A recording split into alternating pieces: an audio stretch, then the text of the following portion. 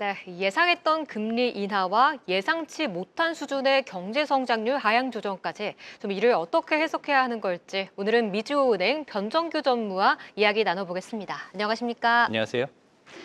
네, 이 한국은행이 올해 좀 두 번째 열린 금융통화위원회에서 경제 성장률 전망을 하향 조정하고 또 기준금리를 인하했습니다. 이런 행보를 좀 어떻게 평가하시는지와 이런 결정을 내리게 된 배경은 뭐라고 보셨습니까? 네, 우선 이렇게 그 금리 인하를 단행하게 된 배경에 대해서는 한 세 가지 정도가 있습니다. 1월까지만 해도 금리 인하에 대해서 설왕설래를 했었잖아요. 네. 그래서 결론적으로는 금리 동결을 하게 됐었는데 그때와 지금은 상황이 많이 다릅니다. 그때 당시에는 비상계엄이 얼마 되지 않았고 달러도 매우 강했으며 여러 가지 트럼프 내각이 들어서는 행정부가 들어서는 그런 시점이었기 때문에 굉장히 불안성이 강한 그러한 불안정한 그런 심리적인 시장이었는데 지금은 달러 약세로 많이 전환이 됐고 또한 유동성도 많이 이제 투입된 상태이기 때문에 오늘도 보면은 환율 시장에는 크게 변화를 주지 않았어요. 그렇기 때문에 이번에는 금리 인하가 가능했다 이렇게 볼 수 있고 크게 세 가지 원인으로 볼 수가 있겠습니다. 이유를 첫 번째로는 경기 하방 압력에 대한 그러한 우려입니다.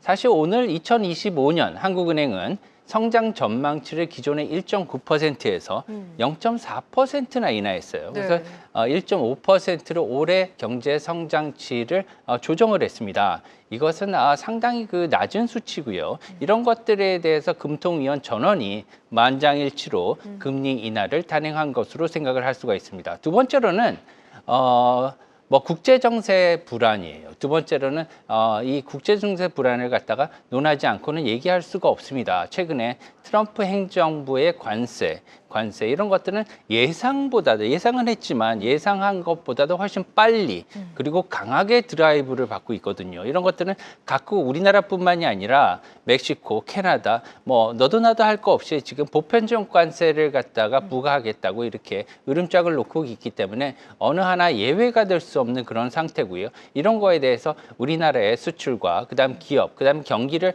조금 보호해야 되겠다. 이러한 컨센서스가 자리 잡은 것으로 보일 수가 있습니다. 세 번째로는 물가 불안 요소가 어느 정도 잠재워졌다 이렇게 볼 수가 있어요. 이것은 뭐냐면은 주택 경기가 항상 불안하지 않습니까?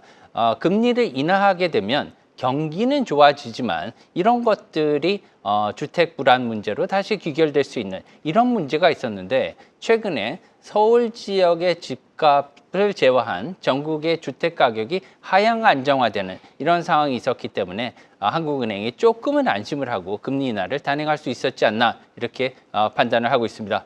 네, 국제 경제가 불안한 가운데 그래도 좀 내수 살리기 측면에서 이러한 행동을 좀 벌였다라고 말씀을 해주셨는데요. 근데 또 우리 경제만 볼 수 있는 게 아니기에 문제로 꼽히는 게 한미 금리차 확대이지 않습니까?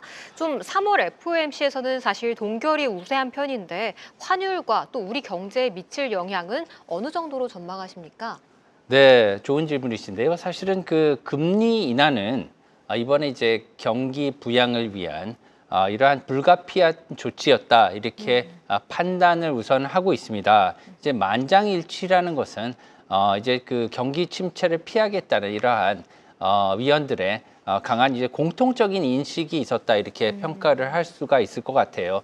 다만 완전히 이렇게 그 비둘기적이었다 이렇게 해석은 금물이다 이렇게 말씀드릴 수가 있겠습니다. 왜냐하면 3개월 이후에 이러한 예상 이것을 이때 포워드 가이던스라고 하죠. 이 포워드 가이던스 3개월 이후에 금리를 갖다 추가적으로 인하하겠느냐 이러한 질문에는 금통위원들이 4명이 유지를 하는 방향으로 이렇게 생각을 하고 있다고 기자회견에서 이창용 총재께서 말씀을 하셨기 때문에 이 부분에 있어서는 현 시점에서 일단 유지를 하되 향후 미국이 연준의 방향이나 아니면은 세계 정세의 방향을 보고 그때 가서 결정하겠다는 이러한 유보적인 태도로 볼 수 있기 때문에 이것은 앞으로 데이터에 의존한 인하를 할 수가 있겠다 이렇게 판단을 되고 있습니다. 따라서 미국의 경기 상황이라든가 연준의 결정에 따라서 앞으로 인하의 폭과 그다음에 속도가 결정될 수 있겠다 이렇게 생각을 하고요. 한 가지 그 시기적으로도 1월보다는 이번 2월 말에 금리 인하가 시기적으로 훨씬 적절했다 이렇게 판단을 내릴 수가 있겠습니다. 그 이유로는 1월 달에는 진영학적인 리스크도 컸었죠. 게다가 트럼프 행정부의 어떻게 보면 이제 시작하는 그런 달이었고요. 그래서 리스크 여러 가지 문제점들이 많은 그런 불안정한 상황이었는데 현재는 달러 인덱스도 106대로 이렇게 내려온 상태입니다. 그리고 또한 유동성도 많아진 이런 상태이기 때문에 지금 현재 오늘도 외환 시장에서 금리 인하를 했지만 외환 환율은 크게 움직이지 않은 이러한 어떻게 보면 안정세를 보인 하루였다 이렇게 판단을 할 수가 있겠습니다. 네, 알겠습니다. 이어서 미국 시장 이야기로 좀 넘어가 보겠습니다.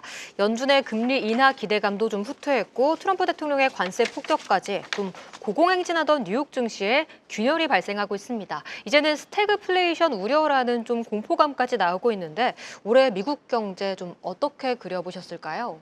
네, 올해 미국 경제는 여러 가지로 이제 복잡다단한 그러한 한 해로 볼 수가 있겠는데요. 연초에 트럼프 행정부가 여러 가지 그 공약을 내세우면서 미국 증시가 공공행진을 계속할 것이다.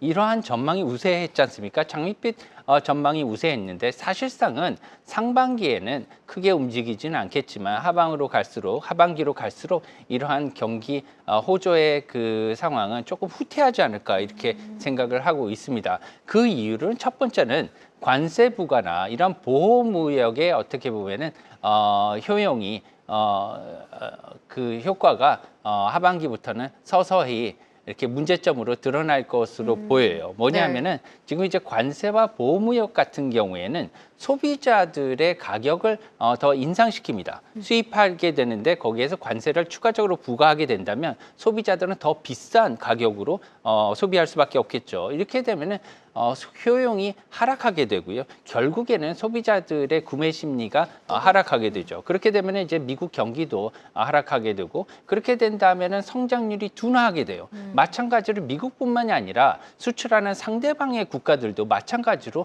이러한 경제 성장률이 하락하는 이러한 교역의 조건도 안 좋아지는 이러한 문제점들이 계속 있기 때문에 자유무역에 비해서 이러한 관세나 보호무역은 결국에는 어느 누구도 좋지 않다 이렇게 생각을 하고 있습니다. 따라서 지금 현재 미국 기준금리 또한 굉장히 높은 상황이에요. 4.5%의 기준금리는 매우 높은 상황입니다. 2000년대 이전에는 이렇게 높은 기준금리가 있기도 했지만 현재는 이런 4.5%의 미국 기준금리는 상당히 부담스러운 이런 상황이에요. 그렇기 때문에 이러한 높은 기준금리는 미국의 기업들의 조달금리 또한 영업 환경을 악화시킬 수 있기 때문에 하반기부터는 특히나 모기지 상황이라든가 주택 시장에 불붙을 가능성도 마저 있어서 하반기부터는 조금 이제 금리 인하가 다시 재개할 수 있는 왜냐하면 경기가 하방으로 갈 수 있는 그러한 침체 기조가 보이게 되면 연준은 현재로서는 금리 인하를 생각하고 있지 않지만 하반기 들어서는 금리 인하를 더 빠른 속도로 진행할 수 있는 가능성도 있단 말이죠. 그렇게 될 가능성도 있기 때문에 그렇게 된다면 미국의 경기는 하반기에 들어서는 좀 달라지지 않을까. 결국은 올해 들어서 예상과 달리 두세 차례 이상의 금리 인하도 할 수 있는 가능성도 있지 않을까 이렇게 생각하고요. 그럴 경우에 결론적으로 우리한테 와서는 이제 환율이 더 하락할 수 있는 현재 1,430원대까지 내려간 이런 환율이 하반기 연말께 가서는 더 큰 폭으로 하락할 수 있는 가능성을 우리는 염두에 둬야겠다 이렇게 생각하고 있습니다. 네, 알겠습니다.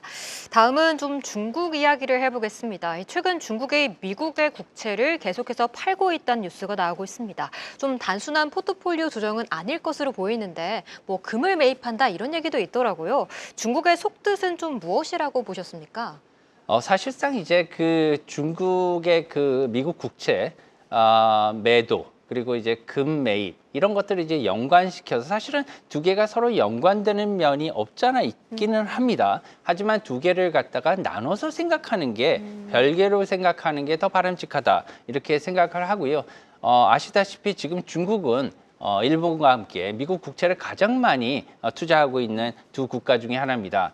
예전에 2015년 이전에는 일본을 제치고 중국이 한때 미국 국채의 최대 보유국이기도 했죠. 네. 하지만 이후에 매도를 조금 해서 현재로는 지금 2위입니다. 근데 매도세가 조금 빨랐어요. 뭐냐면은 최대 지금 2017년 초까지만 해도 중국은 약 1조 2천억 달러 이 정도면은 우리나라 돈으로 1,800조 원, 예, 정도는 굉장히 큰 금액이죠. 이만큼 많은 미국 국채를 들고 있었는데 최근에 이제 2016년에 트럼프 일기에 무역 분쟁을 겪지 않았습니까? 그때 네. 당시에 이제 외환 조작국, 환율 조작국에도 지정되는 이러한 사태가 있었고 해서 그때부터는 중국이 미국 국채를 조금씩 매도를 하기 시작하면서 미국에 대한 의존도, 달러에 대한 의존도, 그리고 미국 국채에 대한 의존도를 많이 바꾸는 이러한 전략을 구사하게 됐어요. 그래서 지금 중국의 미국 국채 매도는 어제 오늘의 일은 아닙니다, 사실은. 그리고 2024년 그 전에 이제 2018년도가 더 많이 컸었어요. 그래서 지금 현재로서는 7,600억 달러를 지금 가지고 있는데 이것은 7년 만에 4,400억 달러, 약 3분의 1이 줄어든 그런 수치입니다. 예, 따라서 2024년 그리고 올해보다는 사실은 2022년도에 매도한 금액이 굉장히 컸었고요. 그때 당시에는 이러한 금에 대한 얘기는 나오지는 않았었지만 지금 금값이 굉장히 많이 오르는 이유는 가장 큰 문제는 뭐냐면 여러 가지 지정학적인 위험이 크고요. 두 번째는 인플레이션이 굉장히 지금 확대된 문제가 있습니다. 게다가 인플레이션이 올라가게 되면요, 현금 보유에 따른 리스크가 굉장히 커져요. 너도 나도 지금 리스크도 많고 부동산을 하자니 지금 굉장히 하방 그 위험도 크고요. 주식 같은 경우에 조금 위험한 것 같고 이러다 보니까 너도 나도 지금 안전자산 달러를 사자니까 또 현금에 대한 어떻게 보면은 가치 하락이 우려되니까 그렇기 때문에 지금 너도 나도 금에 대한 의존도가 커진 상황으로 이렇게 생각을 하시는 게 맞다 이렇게 말씀을 드립니다. 네, 알겠습니다. 지금까지 미주은행 변정규 전무와 전략 세워봤습니다. 계속해서 다양한 경제 이슈를 알고 싶다면 구독과 좋아요, 알림 설정 부탁드립니다. AI 캐스터 권미정이었습니다.